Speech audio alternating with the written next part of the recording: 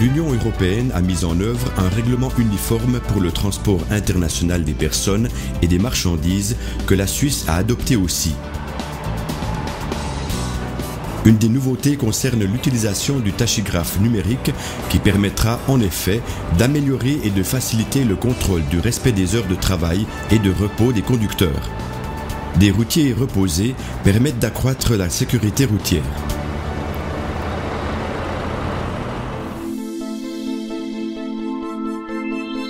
Dès les années 20 du siècle passé, les premiers tachygraphes ont été installés dans les camions afin de saisir et donc de contrôler les horaires de travail des chauffeurs.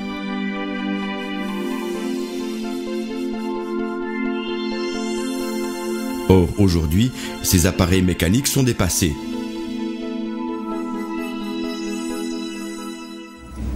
En 2007, la Suisse est elle aussi mise au tachygraphe numérique. 3 modèles se partagent le marché actuellement. Il s'agit de Stoneridge, d'Axia et de Siemens VDO.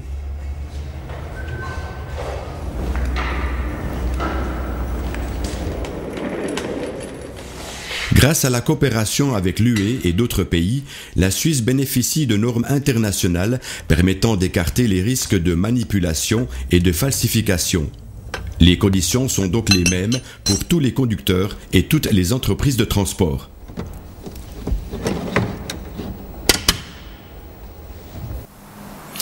Tout chauffeur professionnel doit posséder une carte de conducteur personnel. Celle-ci est valable durant 5 ans.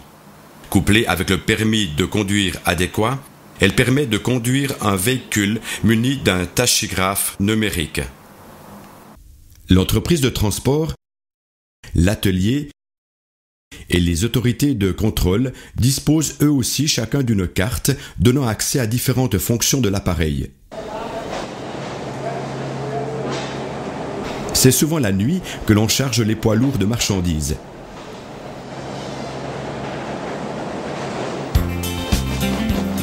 Ma journée de travail commence très tôt par un bon petit déjeuner.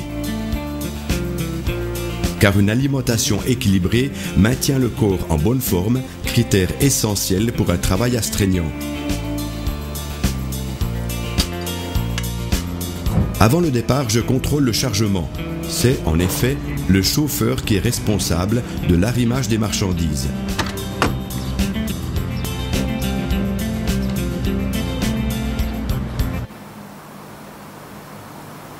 Avant le départ, j'introduis ma carte de conducteur personnel et contrôle les données apparaissant sur le display.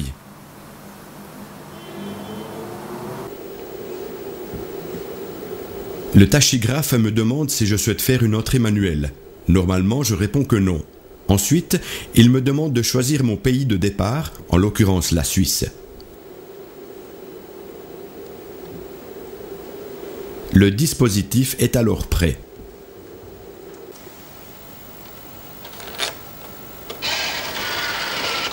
Le Siemens VDO demande à chaque mise en marche de confirmer certaines informations.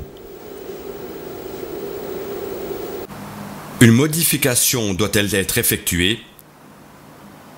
Je réponds par la négative. À présent, je dois encore confirmer le pays de départ. Par exemple, la Suisse. Au cas où je charge moi-même le véhicule, il est impératif que j'introduise ma carte personnelle avant de commencer mon travail.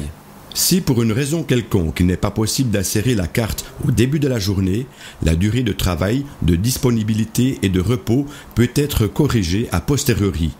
De plus amples informations sont disponibles dans le mot de l'emploi. Maintenant, tout est prêt et je pourrais mettre le moteur en marche et partir. Les 3 appareils se ressemblent beaucoup. Il existe quelques différences concernant l'insertion de la carte de conducteur personnel. La carte doit par exemple être placée dans le tiroir, puis poussée dans l'appareil de Stoneridge. En revanche, elle est avalée par ceux de Siemens ou d'Axia.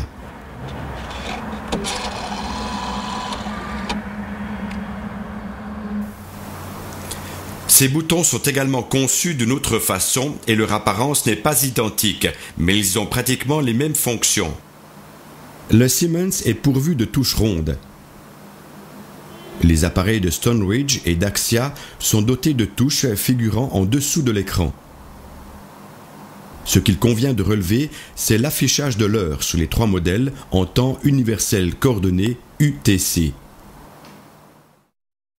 Le décalage entre l'heure UTC et notre fuseau horaire est d'1 heure en hiver et de 2 en été.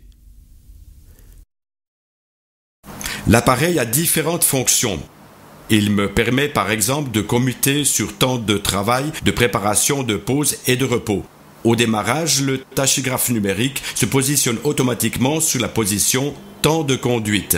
Sur le Siemens VDO, passage du mode durée de travail à durée de repos et de durée de repos à durée de disponibilité. L'opération est semblable sur Stoneridge, passage du mode durée de travail à durée de disponibilité et de durée de disponibilité à durée de repos.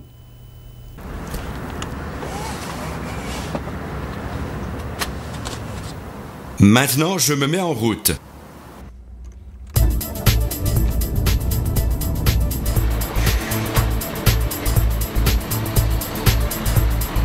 Le tachygraphe passe du mode durée de travail à durée de conduite. À présent, il fonctionne automatiquement. La carte de conducteur reste dans le boîtier jusqu'à la fin de ma journée. Je m'arrête pour faire la pause obligatoire. Je dois donc mettre l'appareil sur durée de pause de repos. Il est impératif de ne pas l'oublier car je ne peux pas corriger ces horaires par la suite. Ceci vaut pour les 3 modèles d'appareils. Profitez de la pause, mangez sainement et buvez une boisson non alcoolisée. Vous arriverez mieux à vous concentrer et serez plus efficace. Les conducteurs professionnels doivent respecter l'ordonnance sur la durée de travail et du repos. C'est aussi à cela que sert le tachygraphe numérique. Au bout de 4h15 de conduite, par exemple, un rappel de pause s'affiche à l'écran. Ce type de message peut être paramétré pour émettre une alarme. Sur Stoneridge, lorsque le message s'affiche, l'écran se met à clignoter.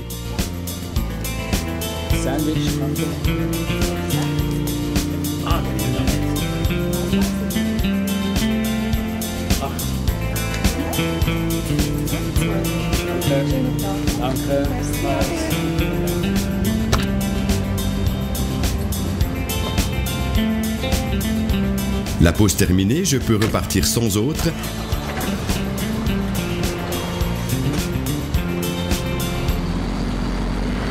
Le tachygraphe passe automatiquement en mode durée de conduite.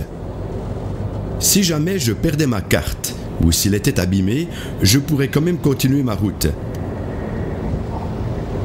Il faut dans ce cas commencer par imprimer les données concernant les horaires déjà effectués en indiquant nom, prénom et numéro du permis de conduire et signer le document. Il faut signaler la perte de la carte dans les